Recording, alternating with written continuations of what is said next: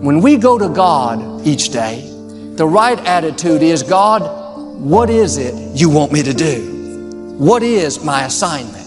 Not giving God orders, telling Him what to do, how to do it. Rather, God, show me the best path. Show me how to overcome this problem. Show me how to accomplish my dreams. God wants us to rely on Him, not some formula. Thinking, well, if I do this, and do that, and do the other, then God will bless me.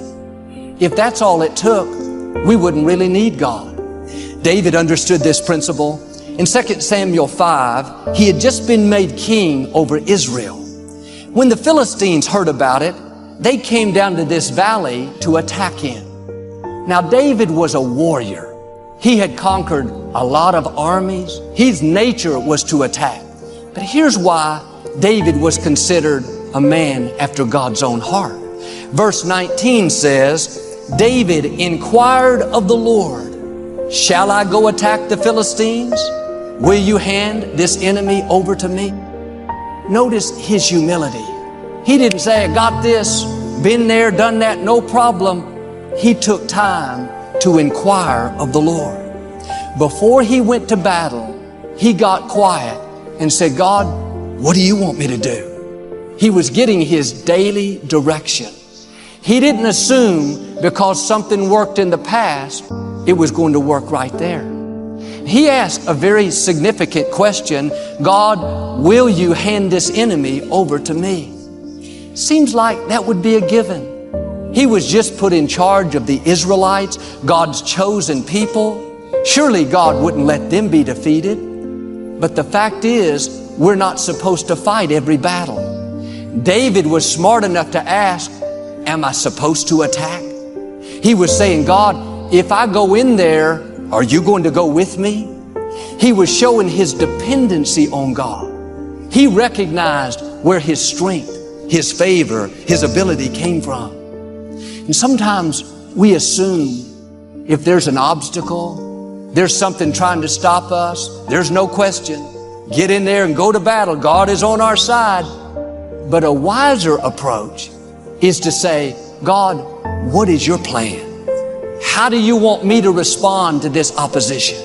Shall I attack or shall I be still and let you fight for me? If I go in, God, are you going to go with me? We've all fought battles where we didn't come out the way we thought. Maybe it was because we didn't inquire of the Lord. Verse 19 goes on to say, the Lord said to David, go, for I will surely hand the Philistines over to you. Once he got clear direction, once he knew he had God's blessing, he went down there and defeated the Philistines. But if we would do like David and inquire of the Lord before we get into conflict, before we make big decisions, go to God for daily direction, it would save us a lot of heartache and pain. I've learned what God orders, He will pay for. But God is not obligated to bring victory to battles that we're not supposed to be in. And yes, God is merciful. Yes, He'll help us. But it's much better to inquire of the Lord before you make important decisions.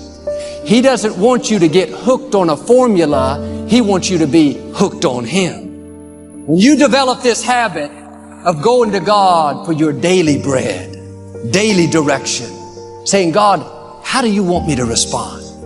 How should I deal with this situation in my health, my finances? God, give me your wisdom, your insight, your favor.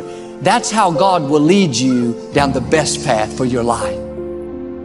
I suggest starting every day saying, God, I am absolutely nothing without you. I can do nothing without you. I lean entirely on you today. I am desperate without your help. And really, no matter how many victories I've had in the past, that doesn't guarantee me a victory today if I'm not leaning on God today. Leaning on God yesterday doesn't help me today. I have to lean on God today. You have weaknesses. You have limitations. God has no limitations, but we have limitations.